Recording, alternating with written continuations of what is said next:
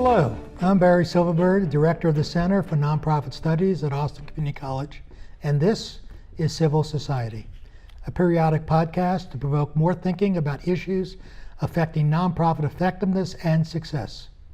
My guest today is Jason Sabo, founder of Frontera Strategy and a longtime advocate, and may I say political strategist, for nonprofits in Texas and nationally. Most notably, he's one of the most popular presenters at our Center's Certificate in Nonprofit Leadership and Management. And I've had the pleasure of working with Jason on numerous projects over the years, and I've learned a great deal from him. So Jason, you define your focus on your website as political strategy for nonprofits and philanthropy. What does that mean? Well, first off, Barry, thank you for having me today. And thank you to the college and to you in particular for all the work that you've done all these years to support the nonprofit community, foundations, philanthropists here in Central Texas and beyond. It's a legacy that you're creating, and we thank you for it. You will do my eulogy. Well, hopefully it will be a long time from now before I have the opportunity to do such a thing.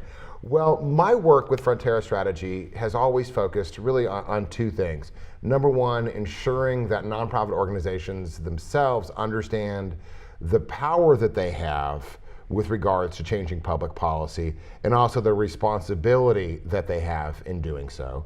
And number two, to do more to educate the foundations, the philanthropists, the individual donors who often hold the purse strings for these nonprofit organizations about what they, as funders, foundations, the financiers of these nonprofits, what they can be doing both themselves as advocates, but also what they can be doing to encourage their grantees and their nonprofit partners to get engaged in advocacy and in changing public policy. We all know that we can't write a check big enough to solve today's problems. Nonprofits can't have a staff large enough to solve all of today's problems. So what we need to do is collectively work together as nonprofits, foundations, to make sure that the people who are elected to write our laws, to determine how our tax dollars get spent, understand the needs on the ground in communities, and no one can tell that story better than nonprofits. In a few minutes, I'll ask you about what nonprofits can do and can't do, but for the moment, so why do you do this? Well, I do this specifically, and when I say this, I work as a lobbyist for nonprofit organizations. I advise foundations, I advise advocates in Texas and in a host of other countries. On a personal level, it's because I have this obsession with this thing called social justice, and I believe that all of us, regardless of what role we might have in society, have an obligation to do everything we can within our power to make the world a more equitable and just place. And I think that many nonprofit organizations are beginning to realize that the programmatic work that they have been doing, the wonderful programmatic work that they've been doing to stop child abuse, to provide comprehensive services to seniors, to protect the environment, to run art museums, all the things that nonprofits do, regardless of what kind of an organization they are ultimately impacted by public policies.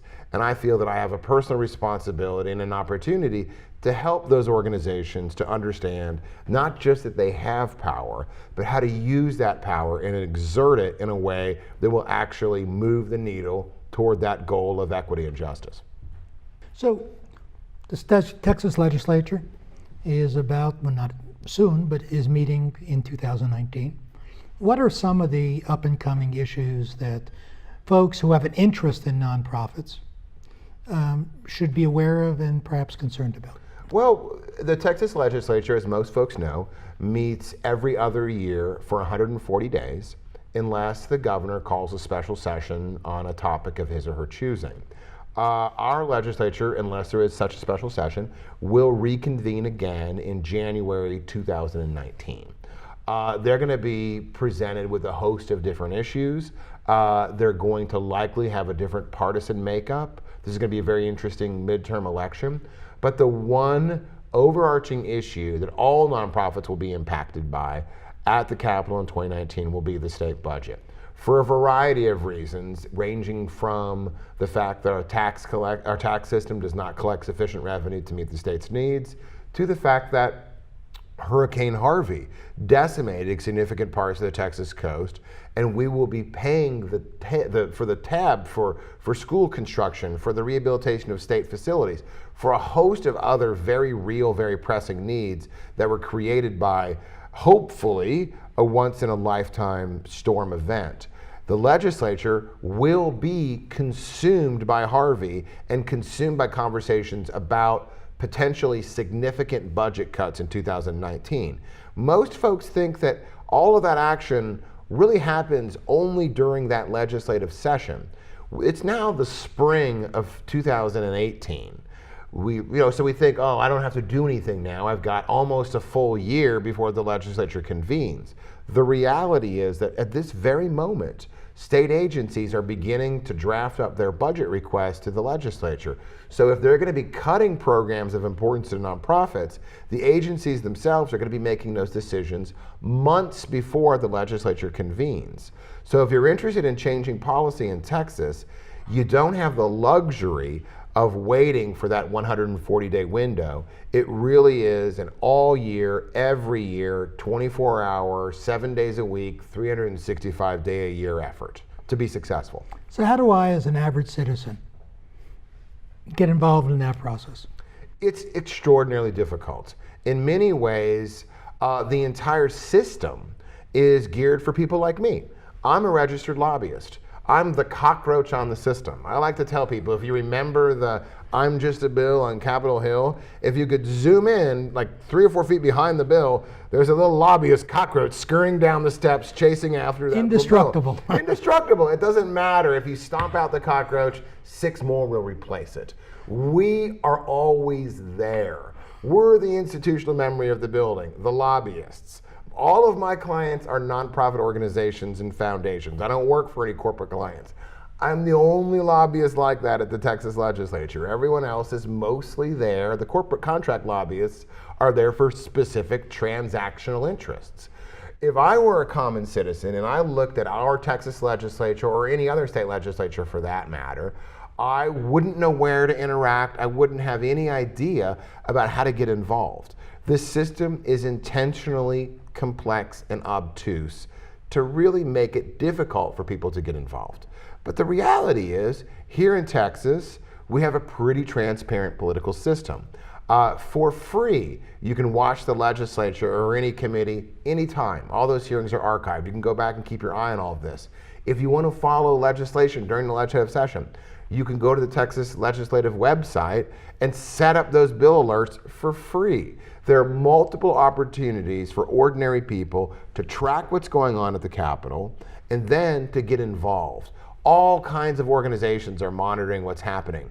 Follow these organizations on Twitter, on Facebook. See what it is that you're passionate about, and then come to the legislature and engage your legislature. I always tell people that the assumption is that you have to have an enormous crowd of people and a huge movement to be successful to get things done at the Texas Legislature. The reality is you don't need to have thousands of people with millions of dollars to move an issue. You just have to have a very small group of very committed and passionate people who are willing to consistently engage the process in a sustainable way. And I always tell people that if you try to get everything done in your first or any effort to engage the Texas or any other legislature, odds are you're going to fail. Focus on a handful of specific things that you're passionate about and then try to move those through the system. Anybody can do it, truly. So when you say, well, the Texas Legislature is a mystery to many people. So what is it that you as a lobbyist, a political strategist, actually do? The Texas Legislature is a mystery to me, and I have worked at the Capitol. That offers hope. I worked in and outside the legislature for about 20 years. As a lobbyist for nonprofit organizations, I do a variety of things. I make sure that my clients have a say when there's a hearing going on. I make sure that they're there to testify and that their testimony is effective, and that we've engaged the members of whatever committee we're testifying before long in advance of whenever that hearing might be. I make sure that legislative staffers are constantly being informed of the issues of importance to my clients. One of the things I'm working on right now is immunizations. So I spent the day at the legislature this morning walking all up and down the halls to make sure folks knew about a basic educational event that we're going to be conducting in partnership with a couple of other organizations at the Capitol next week about the basic science of immunizations, to make sure that staffers understand the basic facts about a pretty basic scientific issue.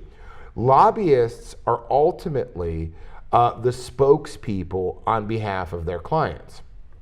Most people have this image of a lobbyist as somebody who is making a lot of money, somebody who is passing a significant amount of that money on to legislators. They always think of the Gucci loafers in Texas, the Gucci loafers, and a raincoat. In Texas, the equivalent of the Gucci loafers is a $2,000 pair of ostrich skin cowboy boots. That's our Texas Gucci loafer. That's what people generally think of a lobbyist as. And people are right. The political system that we have is driven by one thing and one thing only. And that one thing is money.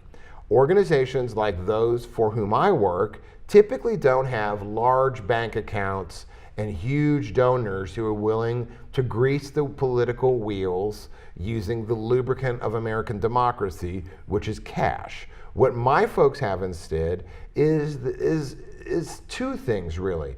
It's hope and fear. We can bring hope and aspiration and a positive vision of the future of the state to certain legislators, and they will embrace that. Democrats, Republicans, independents, doesn't matter. People will embrace this positive vision for the future of Texas, and we work with all comers. It doesn't matter if you're conservative or liberal, if you're willing, for example, to work on issues related to human trafficking, which is something that I do a lot of. I don't care how you vote on other stuff. If you're willing to fight to stop that horrible scourge on our society, come one, come all, you've got a place at our table.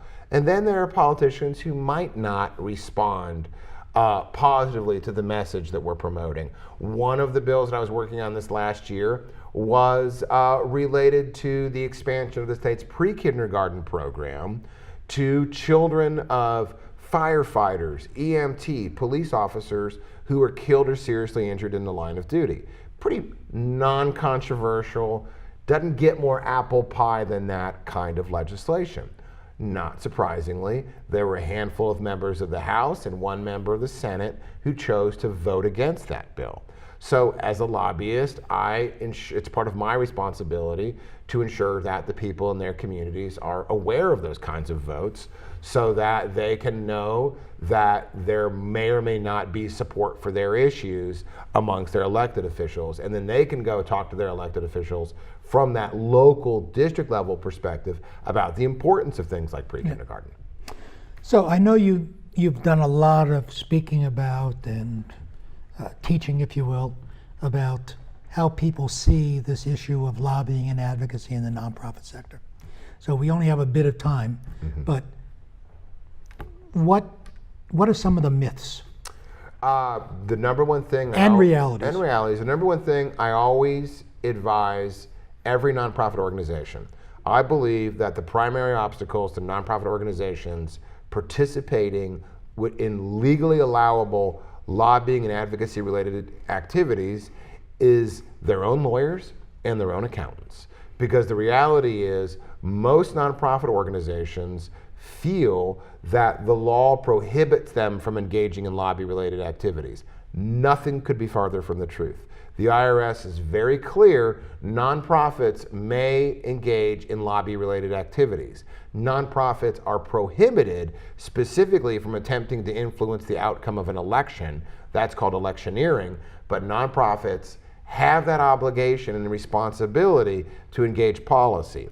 So all the nonprofits who are watching this, who are in your sphere of influence, need to ask their own lawyers, their own accountants, not what they can't do around lobbying and advocacy, but what they can do around lobbying and advocacy, because most nonprofit organizations are surprised. Some of them are are blown away and flabbergasted by the amount of lobby-related activities that they can be doing. I always ask people, do you think the oil and gas industry sits around wringing its hands about the legality of lobby-related activities? Yep. They don't.